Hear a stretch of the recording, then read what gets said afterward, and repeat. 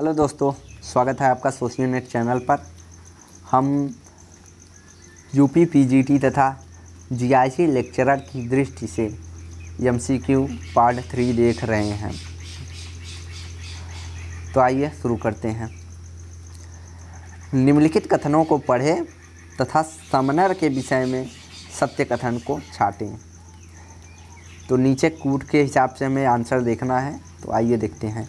पहला, इन्होंने गेमाइन शाफ्ट और गेसल शाफ्ट की अवधारणा दी है। पहला ऑप्शन गलत है, यह टॉनीज ने दी है। इन्होंने अंतर समूह तथा वाय समूह की अवधारणा दी है। दूसरा ऑप्शन सही है। इनका समाज का मॉडल सर्वसम्मित मॉडल कहलाता है, यह कथन सही है। इनका समाज का मॉडल विकास मॉडल कहलाता है, कथन 4 गलत है। अर्थात 2 और 3 सही है, तो ऑप्शन डी हमारा सही है। सामाजिक समूह की विशेषक है, अर्थात सामाजिक समूह की विशेषता है पारंपरिक जागरूकता, सामान्य लक्ष्य, अस्थायी और ऐच्छिक। तो सामाजिक समूह की विशेषता होती है पारस्परिक जागरूकता, समान लक्ष्य और ऐच्छिक। अपने इच्छा के अनुसार समूह को ज्वाइन कर सकते हैं और छोड़ सकते हैं, अर्थात 1, 2, 4। और इसकी प्रकृति अस्थायी होती है, न कि अस्थायी। तो ऑप्शन 3 गलत है, तो ऑप्शन बी सही है। किसी भी सांस्कृतिक बहुलवादी समाज में निर्जाति केंद्रवाद का खतरनाक हो सकता है। किसी भी जहाँ पर अनेक संस्कृतियाँ पाई जाती हैं वहाँ पे सांस्कृतिक निर्जातिवाद केंद्रवाद क्यों खतरनाक हो सकता है, आइए देखते हैं। इसे अपने देश को सही और दूसरे देश को गलत समझने की भावना आ सकती है, यह गलत है। इसमें अन्य समूहों के विचारों के प्रति असहिष्णुता आ सकती है, कथन भी सही है। आइए आगे देखते हैं।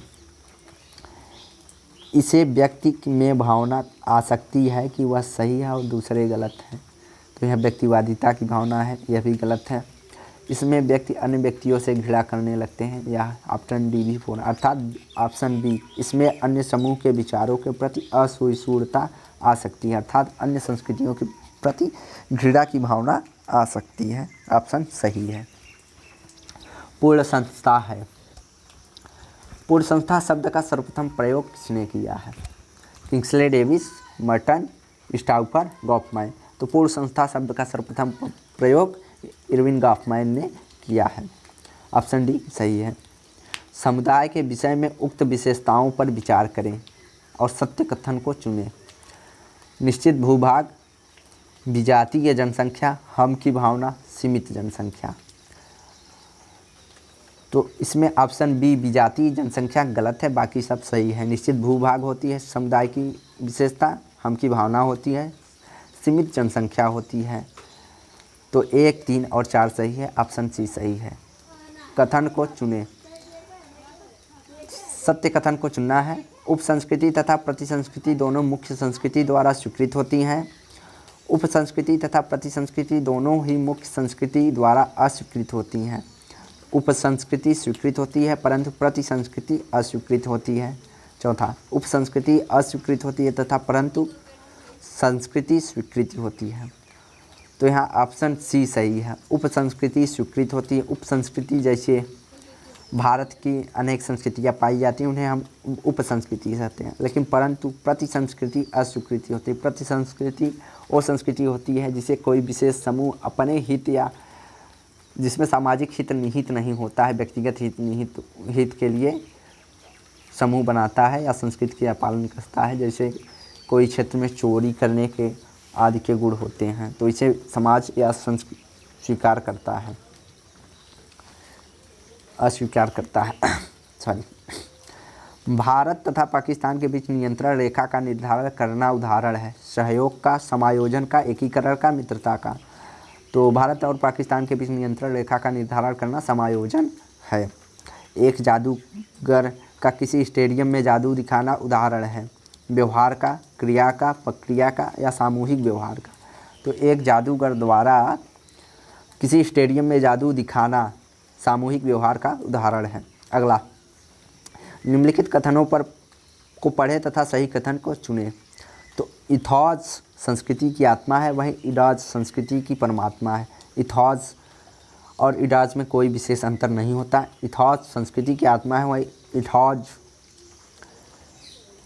संस्कृति की आत्मा है, वहीं इथॉज संस्कृति का वाह्य पक्ष है। इथॉज संस्कृति की आत्मा है और इडॉज संस्कृति का वाह्य पक्ष है। तो ऑप्शन डी सही है। इथॉज संस्कृति की आत्मा अर्थात आंतरिक पक्ष होता है, वहीं इडॉज संस्कृति का बाह्य पक्ष होता है। निम्नलिखित में से कौन संरचनावादी है? तो कूट में आंसर देना है इसको। Levy स्ट्रास, Radcliffe brown, Spencer, Malinowski. तो ऑप्शन एक लेवी स्ट्रास, रेडक्लिफ ब्राउन और स्पेंसर संरचनावादी हैं। मालिनोव्स्की संरचनावादी नहीं है। तो 1 2 4 सही है, ऑप्शन सी सही है। रूथ बेनेडिक्ट ने अपनी पुस्तक पैटर्न ऑफ कल्चर में माना है कि एक संस्कृति में एक ही प्रकार के व्यक्तित्व होते हैं। एक संस्कृति में अनेक प्रकार के व्यक्तित्व होते हैं। सी व्यक्तित्व का संबंध संस्कृति से आंशिक है और व्यक्तित्व से संस्कृति बनती है। तो रूथ बेनेडिक्ट ने अपनी पुस्तक पैटर्न ऑफ कल्चर में माना है कि एक संस्कृति में एक ही प्रकार के व्यक्तित्व होते हैं। तो ऑप्शन ए सही है। सरोकिन के अनुसार संस्कृति 3 प्रकार की होती है। तो वे कौन से हैं? विचारात्मक, आदर्शात्मक, व्यवहारिक, इंद्रपरकीय। तो सरोकिन ने विचारात्मक, आदर्शात्मक तथा इंद्रपरक संस्कृति की प्रकार बताए हैं। तो ऑप्शन 1 2 4 सही है, 3 गलत है, व्यवहारिक नहीं बताया है। बिटनी ने संस्कृति के 4 तत्व बताए हैं, उनमें से कौन सा नहीं है? बिटनी के संस्कृति कथनों में कौन सा नहीं है? कृषि तथ्य, समाज तथ्य, मानस तथ्य, सभ्य तथ्य। तो बिटनी ने कृषि तथ्य को बताया, समाज तथ्य को बताया, मानस तथ्य को बताया है, लेकिन सभ्य समाज को नहीं बताया है। तो ऑप्शन डी सही है। निम्नलिखित में से कौन सी विशेषता प्राथमिक समूह से संबंधित है? कूटों में से चयन करना है।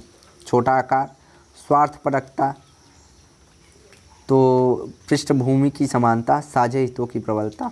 तो छोटा आकार होता है, पृष्ठभूमि की समानता भी होती है, साझे हितों की प्रबलता भी होती है। अर्थात 1 3 4 अर्थात स्वार्थपरकता या व्यक्तिपरकता नहीं होती है प्राथमिक समूह में। एक समूह अपनी एकता के लिए तब सर्वाधिक जागरूक हो जाता है जब टूटने की संभावना होती है, जब उसके हित समान होते, जब उन्हें अन्य समूहों से भय होता है।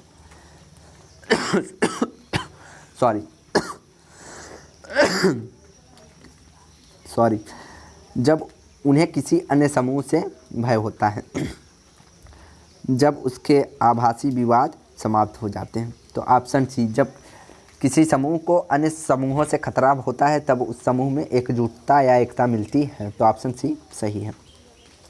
जब संस्कृति, मूल्य, प्रतिमान आदि एक पीढ़ी से दूसरी पीढ़ी को हस्तांतरित होते हैं, उन्हें बोर्डियू के अनुसार क्या कहेंगे? ए संस्कृतिकरण, बी सामाजिकरण, सी सांस्कृतिक पुनरुत्पादन, डी सांस्कृतिक हस्तांतरण। तो पियरे बोर्डियू के अनुसार उसे सांस्कृतिक पुनरुत्पादन कहेंगे। औपचारिक संगठन की विशेषता का चयन करें। लिखित नियम, व्यक्तिक संबंध, पदक्रम, विशेषीकरण। तो ऑप्शन 3 सही है। लिखित नियम, पदानुक्रम और विशेषीकरण एक औपचारिक संगठन की विशेषता होती है। किसने कहा है? सामाजिक संरचना अनुभविक वास्तविकता से कोई लेना देना नहीं होता है। मालिनोव्स्की, बी रेडक्लिफ ब्राउन, सी वांस्पियर, डी लेवी स्ट्रास। लेवी स्ट्रास का कहना है कि सामाजिक संरचना का आणविक वास्तविकता से कोई लेना देना नहीं होता है। गॉफमैन के अनुसार पूर्ण संस्था क्या है? कूटों से चयन करना है। पागल खाना, सरकार, जेल, विद्यालय। तो गॉफमैन ने पागल खाना तथा जेल को पूर्ण संस्था माना है। तो ऑप्शन बी सही है। 1 तथा 3 सही युग्मों को मिलाएं। निजात केंद्रवाद की अवधारणा समनर द्वारा दी गई है। सांस्कृतिक विलंबन आगबर्न की अवधारणा है। तकनीकी विलंबन मैकाइवर पेज की अवधारणा है।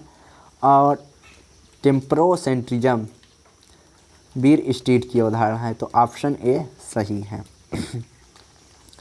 भूमिका संघर्ष होता है जब ए व्यक्तियों अपनी भूमिकाओं को लेकर स्पष्ट नहीं होता है, बी समाज के मानदंड स्पष्ट नहीं होते हैं, सी, व्यक्ति का सामाजिकरण उचित नहीं होता है।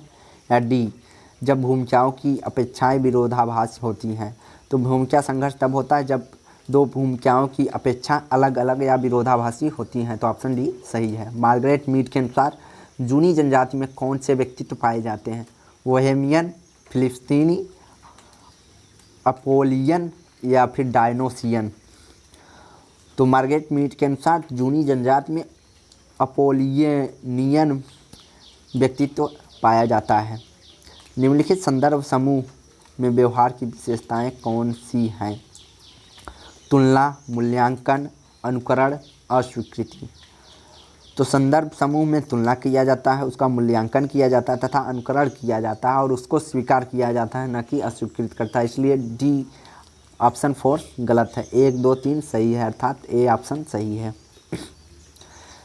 लास्ट क्वेश्चन, आभासी सामाजिकरण का अर्थ है सामाजिक मानदंडों का अनुपालन करना। बी, सदस्यों के मानदंडों का अनुपालन करना। सी, गैर सदस्य समूह के मानदंडों का अनुपालन करना। या कानून का अनुपालन करना। आभासी समूह का अर्थ गैर सदस्य समूह के मानदंडों का अनुपालन करना, अर्थात लड़की, किसी अविवाहित लड़की का अपने विवाह के पश्चात होने वाले व्यवहारों का अनुकरण या मूल्यों का अनुकरण करना होता है। तो चैनल को लाइक, सब्सक्राइब एंड शेयर करें। धन्यवाद।